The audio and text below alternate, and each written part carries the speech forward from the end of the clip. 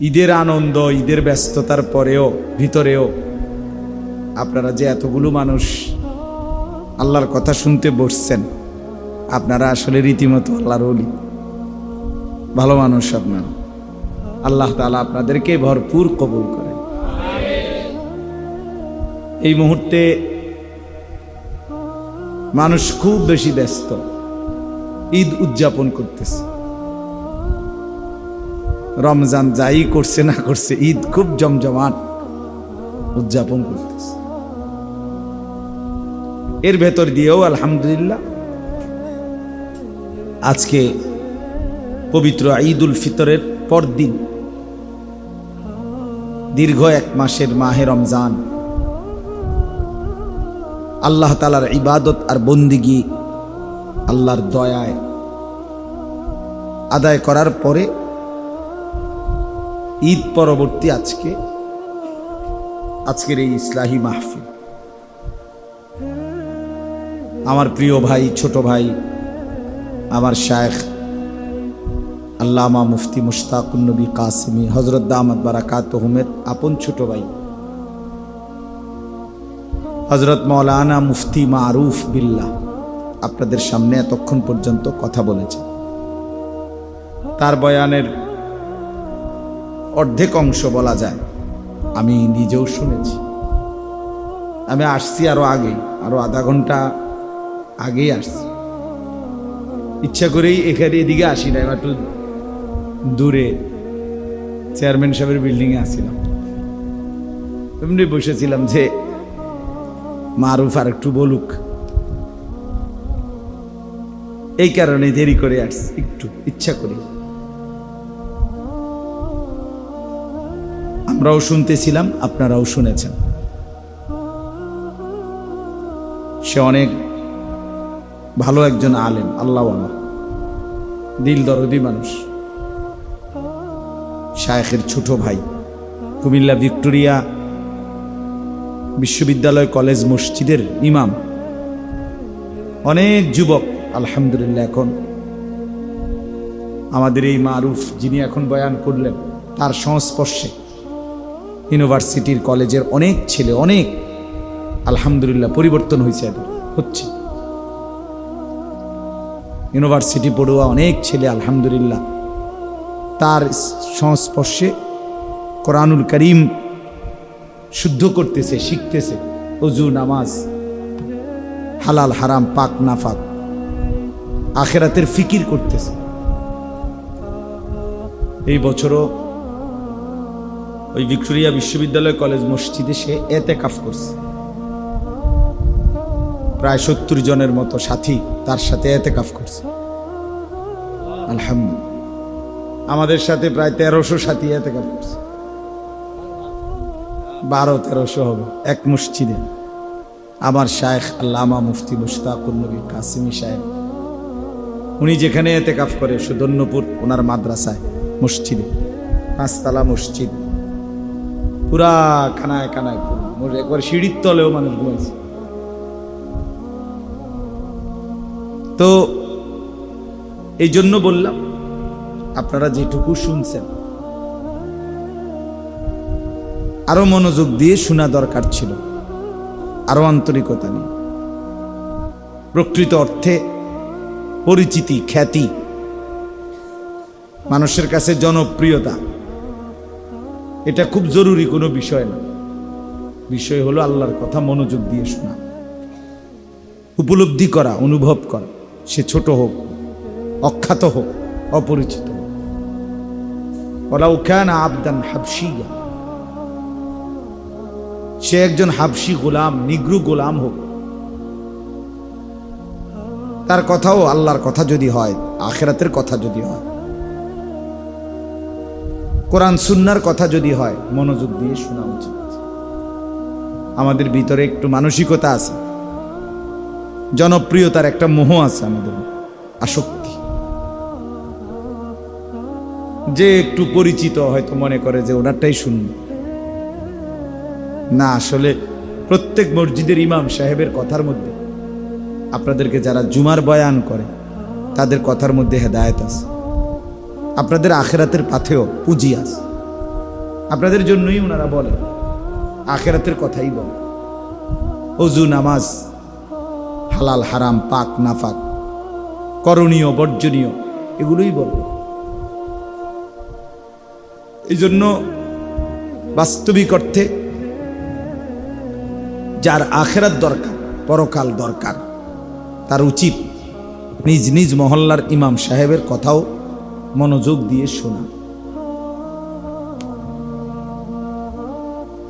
আমার খুলনার হজরত আরিফ বিল্লাহ হজরত মৌলানা মুফতি নুরুল আমিন সাহেব হজরত বলছেন, প্রত্যেক মসজিদের ইমাম মুয়াজ্জিন নিঃসন্দেহে আল্লাহওয়ালা।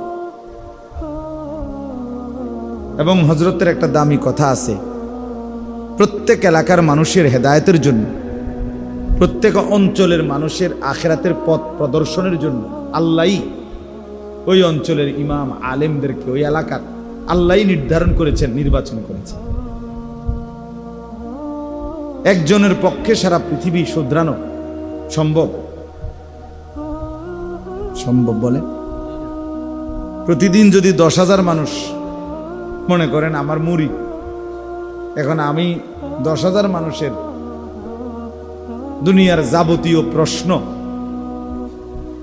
আমি উত্তর দিতে হইব, মনে করেন এটা যদি আমার দায়িত্ব হয়, আমাকেই যদি বাধ্যতামূলক করতে হয়, এগো ফোন যদি আমাকে রিসিভ করতে হয় ডেইলি, তো আর আমি ভাঞ্জাবি খুললে আটন লাগবে।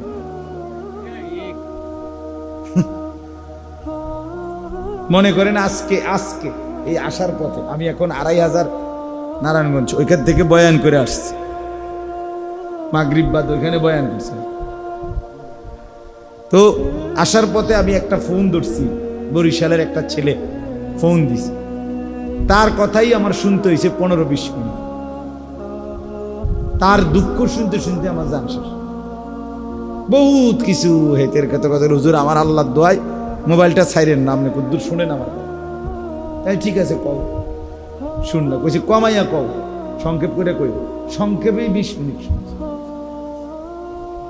একটা উদাহরণ দিলাম। এখন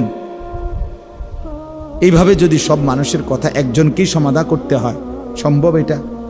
আল্লাহ তাআলা এই জন্য কুদরতিভাবে আল্লাহ তাআলা প্রতিটা অঞ্চলে উপযুক্ত আলেম, ইমাম, খতিব, উলামা আল্লাহ তাআলা ওই অঞ্চলের মানুষদের জন্য আল্লাহ তাআলাই ছড়িয়ে রেখেছেন, বিছায়া রাখছেন।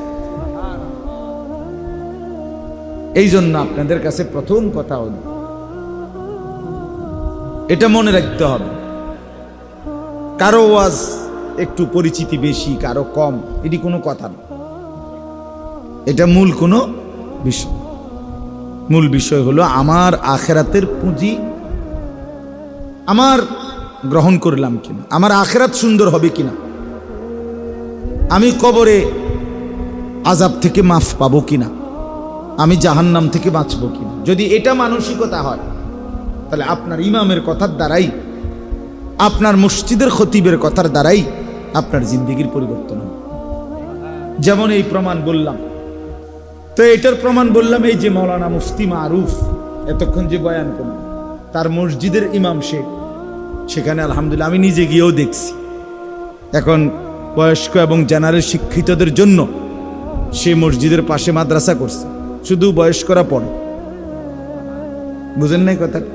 70 জনের মতো যুবক মানুষ তার সাথে এতেকাফ করলো, এবং অনেক যুবক তার থেকে প্রতিদিন প্রতিনিয়ত আখিরাত এবং পরকালের সন্ধান পাচ্ছে। তাহলে কেউ যদি মনোযোগী হয়, আন্তরিক হয়, তাহলে নিজ মসজিদের ইমাম সাহেবের কাছেই তার হেদায়েতের সামান, উপকরণ আছে। আছে কিনা বলে? এটার প্রমাণ বললাম না। বক্তা হইতে হইব, জনপ্রিয় হইতে হইব, কারে আনলে লারা খাইব, বুঝেন না কথাটা?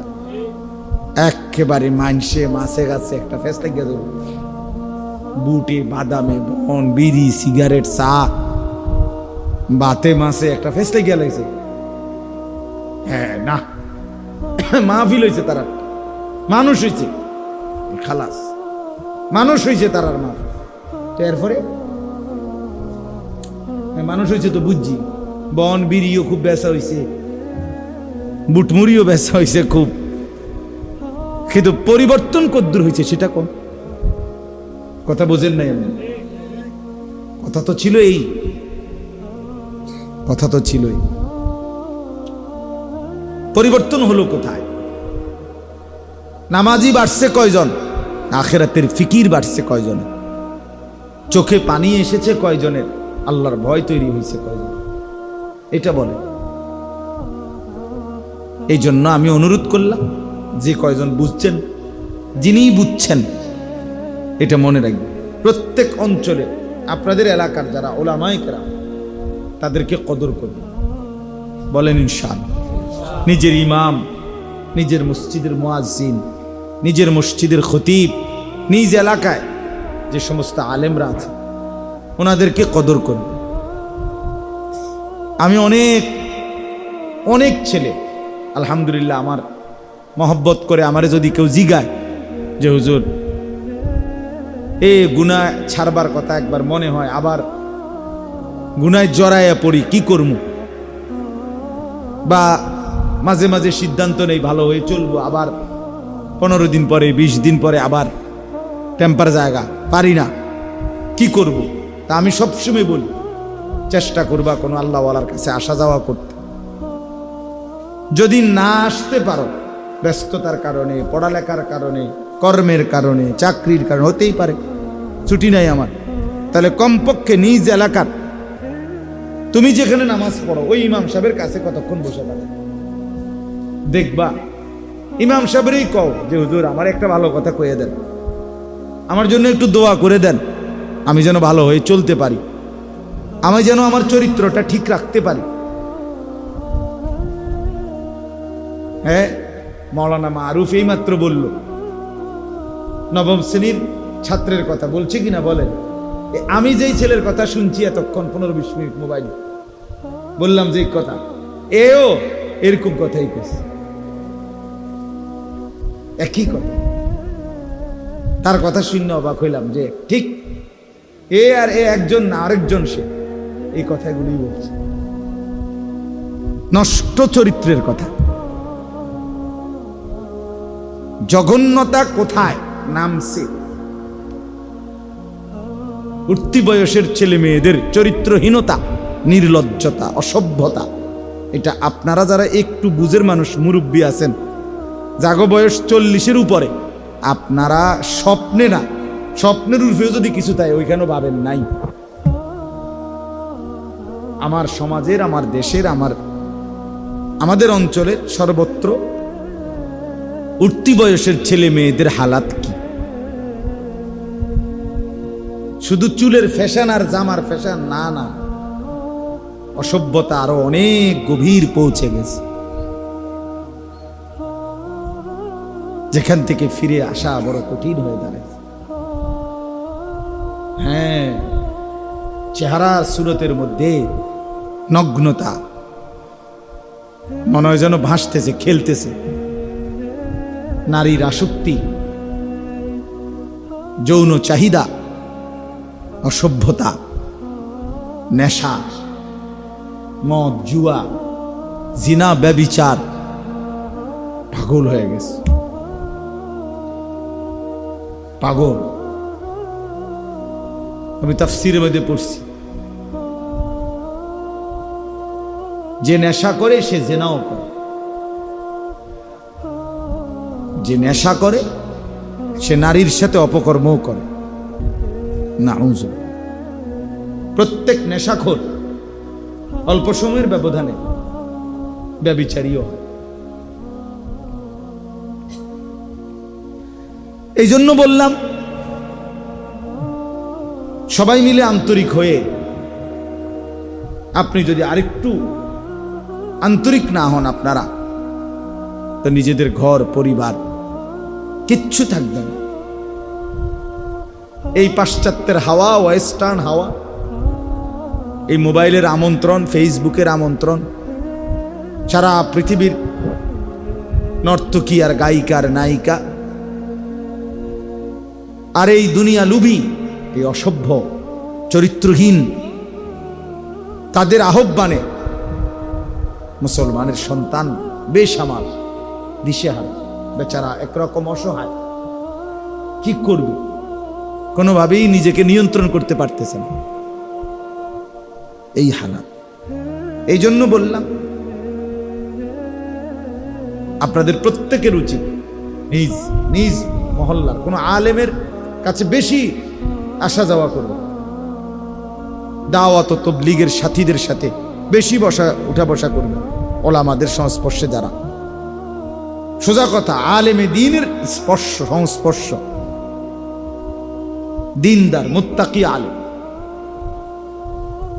সদবদর হুজুরে লইতো না, আবার মোবাইল টিফিন না হুজুর, হাবাটা নিজে সারাদিন মোবাইল টিপে পাং পুং তাং ফাং করে, এসব সদর বদর লইতো না, আবার ভালো হুজুর হইত। বুঝেন নাই কথাটা? বলে চিনবু কেমন? আপনি দেখলেই চিনবু। আপনি এই যে বাজারে ফসা মাছ বেছে, এই বাজারে ভালো মাছ বেছে, কথা বলেন না কেন? যেই বাজারে আপনার ভেজাল চাল বেছে, এনে ভালো চালু আছে। আপনি যেই বুদ্ধিমান একটু বিচক্ষণতা খাটায়, বিবেক বুদ্ধি খাটায়, সে ঠিকই বের করতে পারে। এখানেও পারবেন, এটা কঠিন কিচ্ছু না। আল্লাহ তাআলা কোরআনুল কারীমের মধ্যে বলছে, আল্লাহকে ভয় করলে, গুনাহ থেকে বাঁচবার সিদ্ধান্ত নিলে, আমি আল্লাহই তোমার অন্তরে একটা ফুরকান, পার্থক্য করার মতো শক্তি, একটা আলো তোমার অন্তরের ভিতরে আমি দিয়ে দেব। ইন তাত্তাকুল্লাহা ইয়াজআল লাকুম ফুরকানা।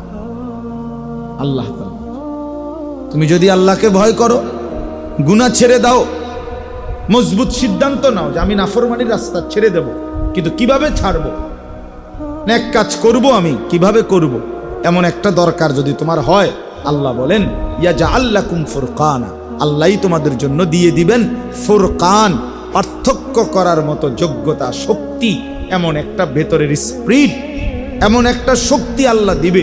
এটা দিয়েই তোমার অন্তরেই তোমার দিল বলে দিবে কোনটা হক কোনটা না হক, কোনটা ভালো কোনটা মন্দ, কোন কথাটা ভালো কথা, কোন কথাটা মন্দ কথা। আপনি বুঝেন না? কথা বলেন না কেন? কোনটা হাসি কোনটা কান্না আপনারা বোঝেন না? কোনটা ভালো মানুষের হাসি, কোনটা সিটারের হাসি, বাটফারের হাসি, আপনারা বোঝেন না?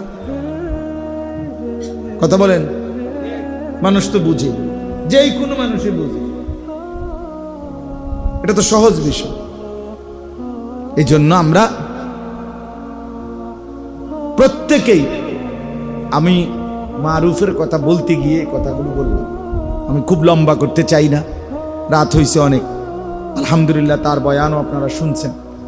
আমার প্রথম কথা হইল এই, আপনাদের কাছে অনুরোধ করছি, প্রত্যেকেই স্থানীয় ওলামা, ইমাম, খতিব, তাদের সাথে সম্পর্ক বাড়াবেন। বুঝিনি আমার কথাটা কমছে? বাড়াবেন ইনশাআল্লাহ, বেশি বসবেন, ওনারেই কইবেন, ইমাম সাহেব হুজুর আমারে দুইটা কথা কন, একটা কথা কন, একটা মিনিটে বলেন।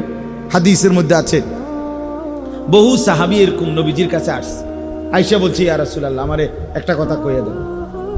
নবীজি এক কথা বলছে, ওয়াজ শেষ, লা তাগদাব। একজনকে কইছে রাগ করে গেল, খালাস ওয়াজ শেষ। ওয়াজ কি করছে কদ্দুর? এই কথাইটাই ওয়াজ, যে লা তাগদাব, কি করিও না। আরেকজনে বলছে আমি সারাক্ষণ করতে চাই এমন একটা আমল কর, বলছে লা ইয়াজালু লিসানুকা রাতবান বিযিকরিল্লাহ, আল্লাহ তাআলার জিকির দিয়া জিহ্বা ভিজায়া রাখবা, যাও এটাই বল, খালাস। এই এক সাহাবীকে বলছে, গোটা ইসলাম মানতে চাও তুমি, আমি তোমার একটা পদ্ধতি কই। নবীজি বলছে ওই সাহাবীকে, আমি তোমার একটা বুদ্ধি কই, যে বুদ্ধিতে গোটা ইসলাম মানা তোমার জন্য সহজ হয়ে যাবে। এটা বলি আমি তো, আল্লাহ নবী সাল্লাল্লাহু আলাইহি ওয়াসাল্লাম বললেন, নবী সাল্লাল্লাহু আলাইহি ওয়াসাল্লাম কি বললাম, ওনাকে বললেন সাহাবীকে, যে গোটা ইসলাম মানা তোমার জন্য সহজ হবে এমন একটা বুদ্ধি কইতাম নি। বুঝছেন নি প্রশ্নটা? তো ওই সাহাবী বলল, বলেন ইয়া রাসূলুল্লাহ, বলেন আমাকে। তো নবীজি বললেন, কুফা, মানে এই জিহ্বাটা টাই না, একটু বাইর করে আর কি, নবীজি জিহ্বায় হাত দিয়া বললেন, এভাবে আঙ্গুল লাগাইয়া বলে, কুফা লিসানাক, তুমি তোমার এই জিহ্বাটাকে নিয়ন্ত্রণ করো, খালাস। এই যে ওনার ওয়াজ শেষ। মানে এই যে এক কথায়, এক শব্দে, এক বাক্যে ওয়াজ হইতে পারে, এটা দেখলেন নি? ওনার এই ওয়াজ দিছে এই কদ্দুর কথা, শেষ। হযরতে আনাস রাদিয়াল্লাহু তাআলা আনহু, ওনাকে একদিন নবীজি বলছে, ইয়া বুনাইয়া, হে আমার প্রিয় সন্তান, তোমার একটা নসিহত করি। নবীজি ওনারে বলতেছে, ইন কাদারতা আন তুসবিহা ওয়া লাইসা ফি কলবিকা গিশশুন লি আহাদ ফাফআল। আনাস শোনো, আমার একটা ওয়াজ নসিহত শোনো। নবীজি বলতেছে, নবীজির খাদেম আনাস ইবনে মালিক বলতেছে, যদি তুমি পারো প্রতিদিন সকালবেলা তোমার দিলটা এরকম বানাইবা যে কারো প্রতি তোমার কোনো বিদ্বেষ নাই, এমনটা যদি করতে পারো, ফাফআল, তাহলে কইরো, এটাই তোমার জন্য কর্ম। এই ওয়াজ শেষ। ওনারা এর দূরে গেছে। কারো প্রতি দিলে কি রাখো না, বিদ্বেষ, স্থায়ী শত্রুতা জমায়ে রাখো, বিদ্বেষ রাখো, এভাবেই দিল বানাও। তাইলে এই জন্য বললাম, আপনি ইমাম সাহেবকে বলেন গিয়া যে হুজুর আমার একটা ছোট কথাই বলে দেন, 1 মিনিটের একবারে ভূমিকা, নাহমাদুহু পড়তে হইব, মাইক লইতে হইব, পোস্টার করতে হইব, হ্যান্ডবিল করতে হইব, সুদ দিতে হইব। আমার ভাইয়েরা একবার সবাই সবসময় এটা কইতে হইব, সুদ দিতে হইব, এরম প্যান্ডেল করতে হইব, এটা জরুরি। কথা বলেন না কেন? আখিরাতের পথ পাওয়ার জন্য, আপনার আমার নাজাতের জন্য, জান্নাতে যাওয়ার জন্য এরম প্যান্ডেল বাধ্যতামূলক। সবসময় পোস্টার করতে হইব নাকি? দা এটাই বুঝাইতে চাইলাম। খেয়াল করবেন, ইনশাআল্লাহ দেখবেন লাভবান হবে, ভালো হবে, নিজের পরিবর্তন হবে। আল্লাহ তাআলা আমাদেরকে তৌফিক দান করেন।